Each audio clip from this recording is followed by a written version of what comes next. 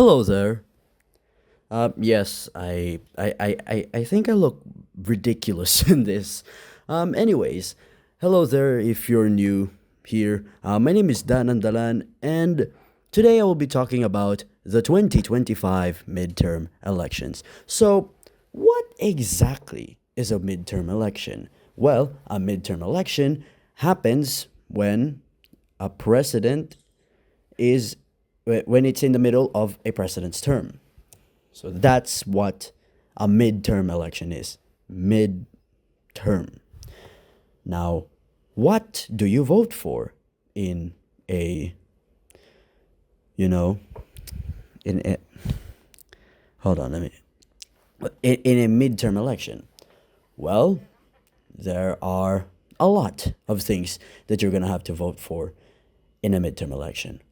First and most importantly, the House of Representatives. All 317 seats are up for grabs, representing about 250 districts, congressional districts, single member districts, and then 63 party list seats. I will explain about that in a bit. Next, the Senate. 12 out of the 24 seats are up for grabs. Then there's also the provincial elections, where your provincial council, the governor, vice governor, and the other positions are up for grabs. And then the municipality and city elections, where the mayor, vice mayor, and the city or municipal councils are up for grabs. Well, some of it.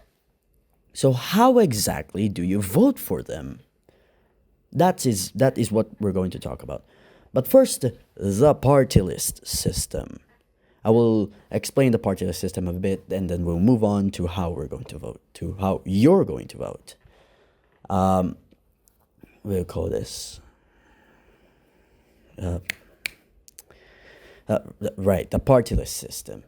Uh, the party list system, as we know it today, was originally intended to represent marginalized sectors, underrepresented sectors, and sectors of society that are not necessarily inclined or dedicated to a political entity, something like that, like the youth, women, farmers, doctors, professionals, those sectors of society who don't have a solid base in a single district and who want to be represented nationally. And the way that you get elected by a party list system is if you get a quota. The quota is 2%. And if you get 2%, you have a seat in the party list section of the House of Representatives. And the maximum that you get is 3. And you only get up to 3 if you have more than 2% of the party vote using the party list system. Now, the problem about that is that the way the Supreme Court has interpreted it over the years, because you don't necessarily have to be a part of that sector in order to run under a party list, which is a big problem because here in the Philippines, we have political dynasties.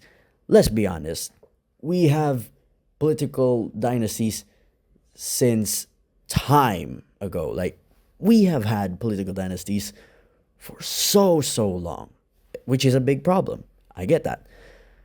But when they are also represented using the party list system, it gets very problematic. They now hold so much power in the House of Representatives. So, yeah, that's basically my take on the party system. It's not that you should abolish it, it's just that we have to fix it. Not to get political or anything, but I like me some democracy. Huh? Huh? Anyways, right. How do you vote? Well, first of all, you need to be enrolled in order to vote.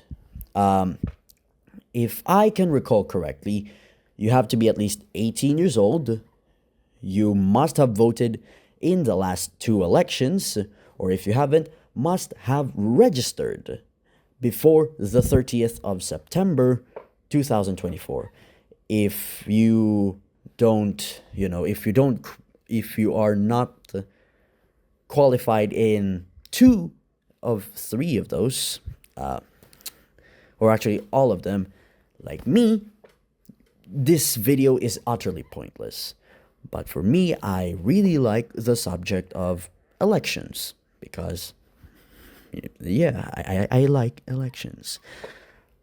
I will be turning 18 in about, we'll call this, in about 2 months. In a couple of months, I will be turning 18 years old. So, yes, I will be watching this election. Anyways, how do you vote in the House of Representatives? It's actually relatively easy. You just shade a name from the seat of candidates and you just go there and then you just shade it. Oh, by the way, if you don't know who the candidates are in your district, it's very easy. Just go to this website or go to comelec.gov.ph, then go to the election section and then the NLE elections, and then there will be a list there. I think that's wrong, but there's this specific link. Just go there. Anyways, it's pretty easy to vote in the House of Representatives. Just shade one name and then another for the party list. You have to vote for a party list.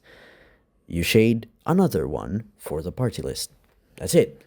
You're done voting for the House of Representatives for your district specifically and for the party list. Anyways, the Senate.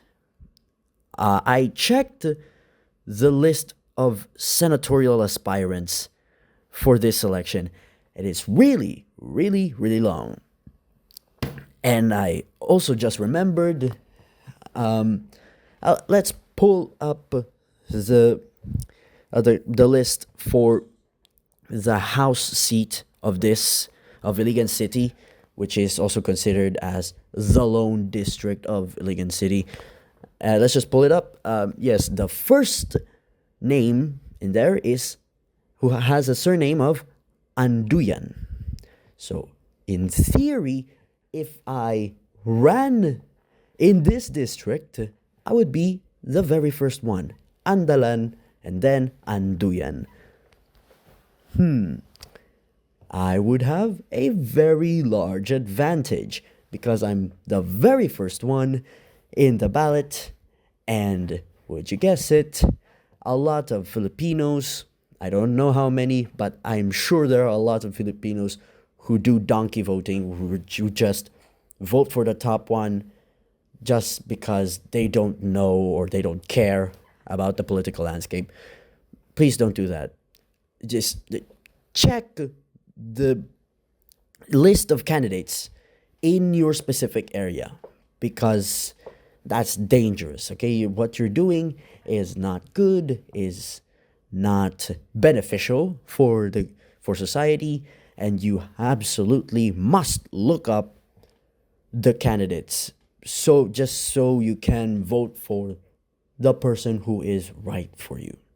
But if the person who's right for you is, if you think is Anduyan, do whatever you want. Anyways, the Senate. Okay, there are 24 seats in total in the Senate, with each half being up for grabs every 3 years. So for this election, 12 seats will be up for grabs, and those who were elected from back in 2019 have to run again, or if they have now served 2 terms, have to step down because there are term limits in the Senate. Yes, there are term limits in the Senate. I think we should fact check that because I am reading, I just remembering this off the top of my head.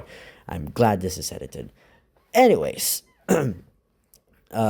12 seats will be up for grabs, and the senatorial list is so long. How you vote in the Senate is you just have to vote for 12 people. Just shade 1, shade 2, and shade 3, and then up to, not actually up to 12. You have to fill up at least, not at least, you have to fill up 12. If you go for 11 candidates, 13 candidates, 9 candidates, it will not count. You have to vote for 12 people.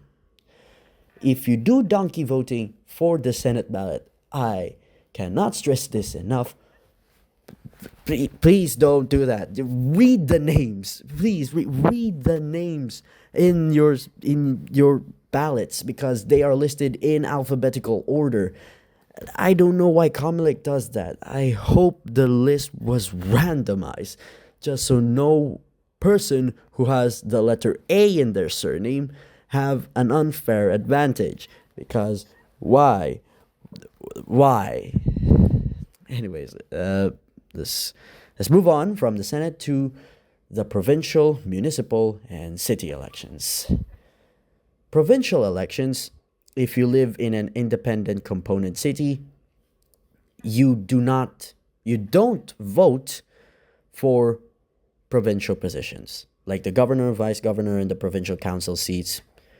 That will not be on your ballot if you live in an independent component city. Like Iligan City. We have our own seat, but we do not have representation in our provincial elections. We are a part of Lanao del Norte geographically, but politically, we are separate. And also legally, actually, we are under the President of the Philippines. We are under national control. We are not controlled by the province that we're in. Yes, fun fact. Independent component cities are under direct national control. So it's city level, and then it goes straight to national. Like there's no provincial level layer of governance in independent component cities. So take that what you will. If you do live in not an independent component city or municipality, you do get to vote in provincial elections. All you have to do is shade 1 person for the governor, shade 1 person for the vice governor, and then there will be a specified number in your ballot as to how many people do you have to vote for in your provincial council. I do not know how many exactly because numbers vary from province to province. In municipal elections, same thing. In municipal and city elections, same thing. You vote for your mayor, vice mayor, and then a specified number of people in your municipal or city council. So, oh God, oh wow, I think this was taking too long. Anyways, you will be seeing this on the 12th of April, which is exactly 30 days from Election Day.